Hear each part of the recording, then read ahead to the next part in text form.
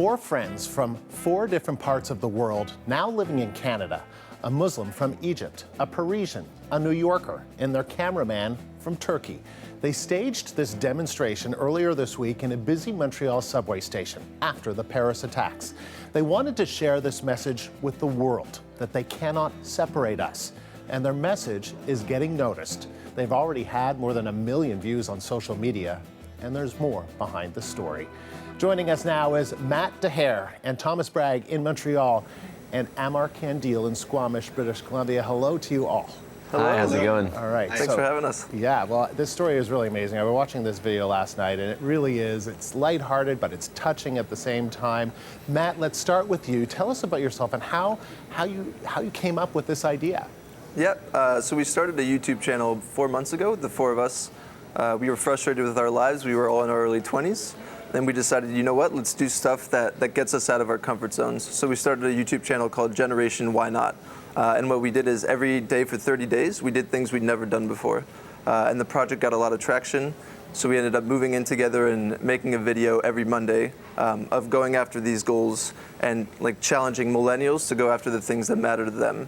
And on Friday of the Paris attacks, we were editing a video for Monday that was silly. It was meant to make people laugh, and we just couldn't edit anymore. Thomas is from Paris, and I'm from New York, and Amar is from Egypt, and we were all affected in different ways. And so we decided, you know what, scratch this video. We're gonna speak what we're thinking right now.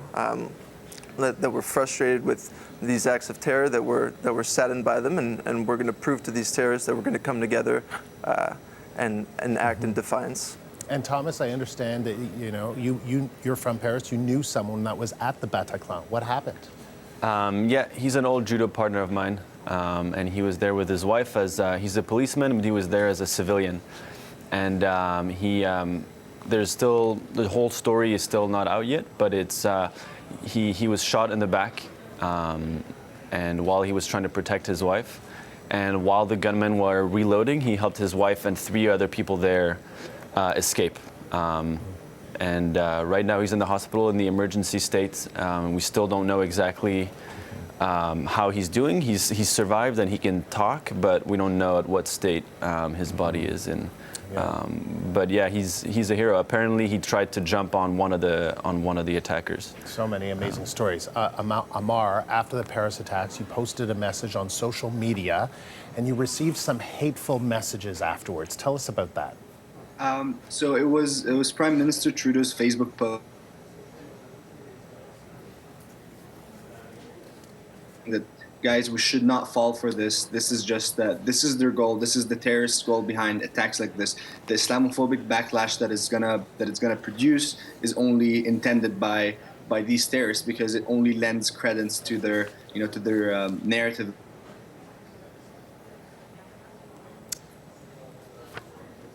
Fuels the conflict, and people told me stuff like, "Oh, you should go back to your country and fight these terrorists yourself.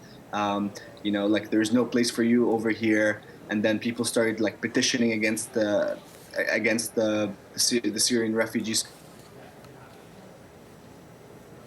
And so, Matt, you're just going in and out a little bit, but we mostly get what you're saying, Amar. But Matt, let's talk about this video. So you guys decided to stage this demonstration, and it's really quite touching. You don't speak at all in it, and it's just words that you hold up on signs, and you're holding hands the whole time, except for some intermittent hugs that you get from passengers on the subway. So tell us why you decided to stage it in that way, and the response that you got.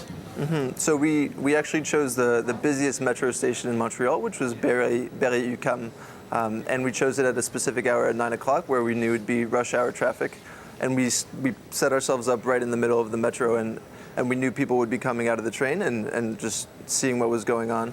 But when we first set up, the guard of the station said, "You guys can't be here."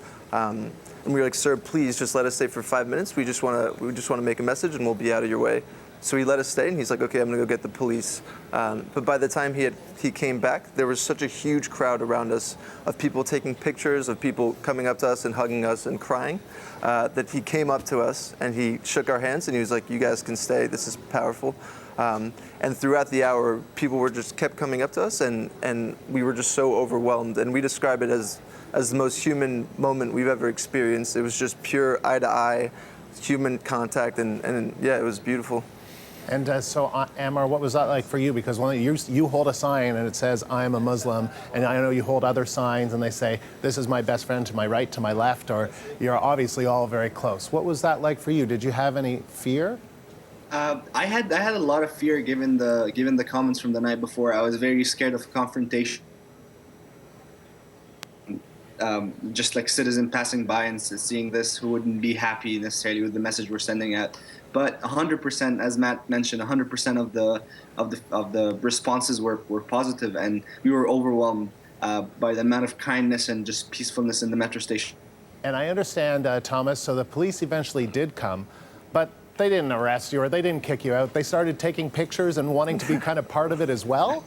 Yeah, so they came up to us and told us they're technically supposed to charge us between $150 and $200 for doing a public manifestation, but they told us that they totally approve of what we were doing, but they still had to move us up. So they took pictures with us and asked us like about our stories, etc., and then they helped us move to an area that was actually legal for us to stand in.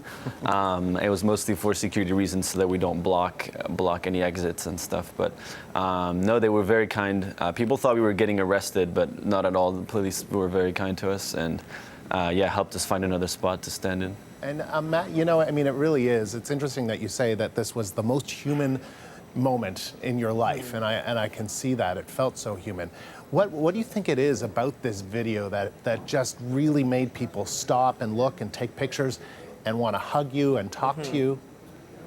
Well, what I think it is, and a lot of people have mentioned it to us, it's that most of social media right now is people expressing their opinions, and a lot of it is negative, a lot of it is involves hatred, and to put out a message that is about unity and love and not putting out an opinion, just putting out this sort of common humanity was different, and that's what resonated with a lot of people, and that's why I think the video did so well.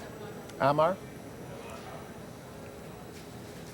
I think it's because it's real, and this message was very personal to us. We wanted to, we wanted to put something that represents who we are, that represents our friendship and our brotherhood. And I think we were able to convey that. It transcended, beyond even in like a promotional video for our channel or any of that. But the truth is, again, this affected us in very personal ways, and that was just our way to respond back. But now we're back. We're back to what we do in our. We want to meet Prime Minister Trudeau, so if he's hearing this, we would love to meet you. He kind of likes meeting, lots of people, so I wouldn't be surprised if he actually agreed to meet you guys. Yeah, and maybe participate in your videos or get a few selfies with you guys, too. That'd be amazing. Would love that. It was a real pleasure to speak with the three of you. Thank you very much for taking the time to speak with us this morning. Thank you. Matt Dehaer, Thomas Bragg in Montreal, and Ammar Kandil in Squamish, British Columbia.